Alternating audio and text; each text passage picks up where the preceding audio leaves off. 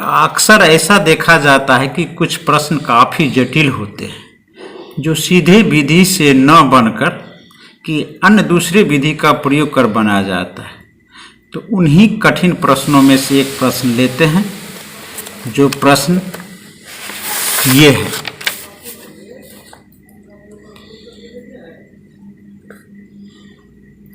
कि x plus under root y is equal to 11, यानी x जोड़ रूट में वर्गमूल y बराबर में 11, और दूसरा इसका समीकरण है अंडर रूट x प्लस में y इज इक्वल टू 7, यानी वर्गमूल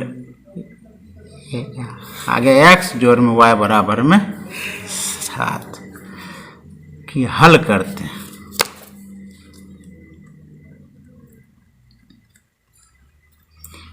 लेट अर्थात माना कि अंडर रूट में x is equal to a की एंड अंडर रूट में y is equal to b। अब ऊपर पहला प्रश्न दिया हुआ है, ये उसमें दिया है कि x प्लस में अंडर रूट में y इज इक्वल टू 11,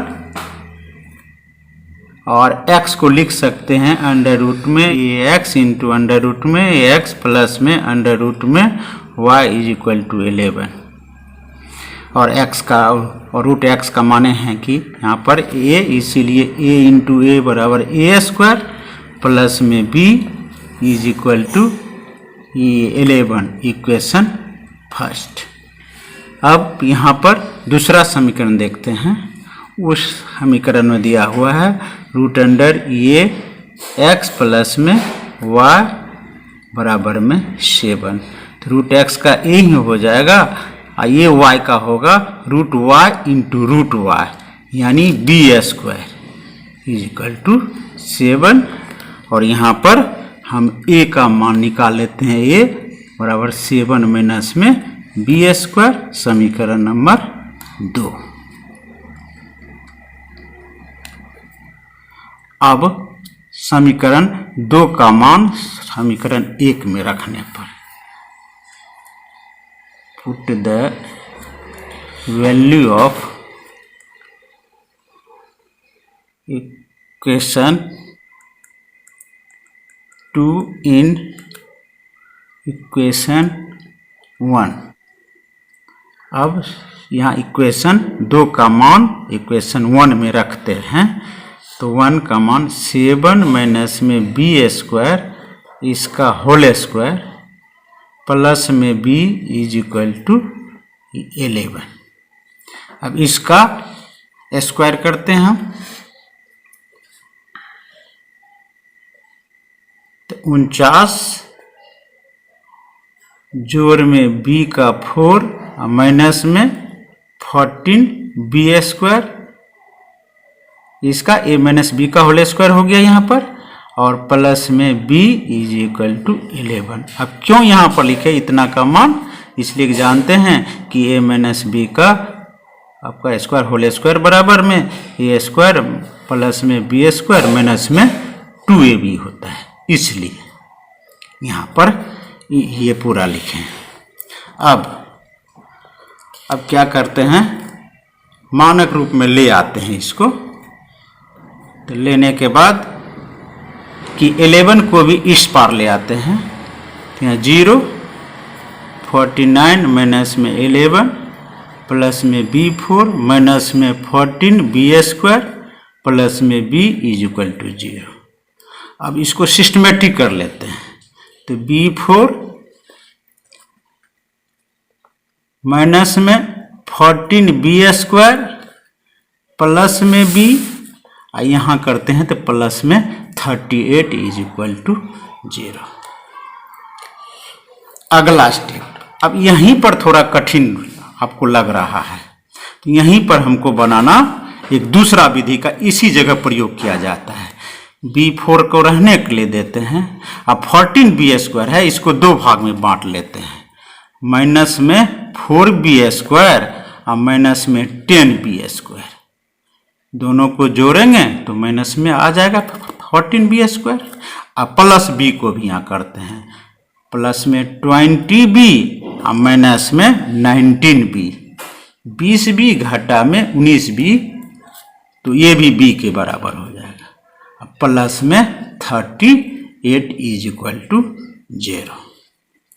अब यहाँ पर हम क्या करते हैं, जोड़ा लगाते हैं। पहले इस दोनों में देखते हैं, इस दोनों में, इस दोनों में और इस दोनों में क्या क्या मिल रहा है और उसको कॉमन कर लेते हैं। तो यहाँ पर मिल क्या रहा है उसको देख रहे हैं हम।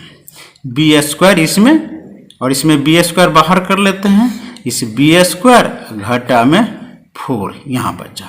यहाँ पर देखिए 10b मिल रहा है, माइनस में 10b बाहर कर लिए, इसमें फिर बचा सिर्फ b और माइनस में 2। यहाँ भी माइनस में 19 कॉमन कर लेते हैं, 19 कॉमन कर लेते हैं, b माइनस में 2 इज इक्वल टू 0। यहाँ भी थोड़ा कठिन आ रहा है। यहाँ पर देखें b² माइनस में 4 है, इसको भी 2 भाग लिख सकते हैं, क्योंकि जानते हैं कि b² माइनस में या 2 का स्क्वायर बराबर में b प्लस में 2 और b माइनस में 2। तो a² माइनस b² का यहाँ फार्मूला लगा देंगे तो इस जगह बनेगा, इस जगह फिर यहाँ पर b² मंझली कोष्ठ, इसको तोड़ लेते हैं, b प्लस में 2 और b माइनस में 2।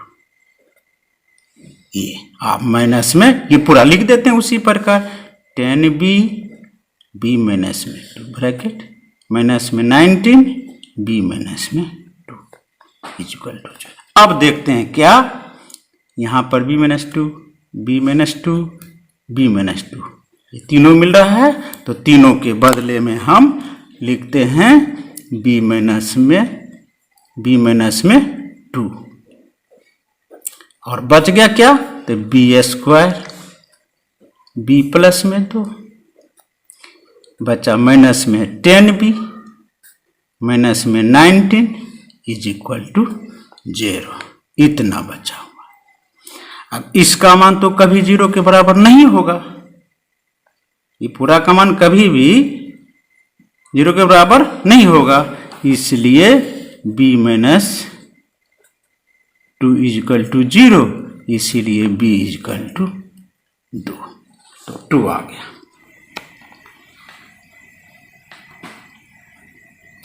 अब यहाँ हम क्या माने थे b के लिए, हम माने थे ना ये √y is equal to b,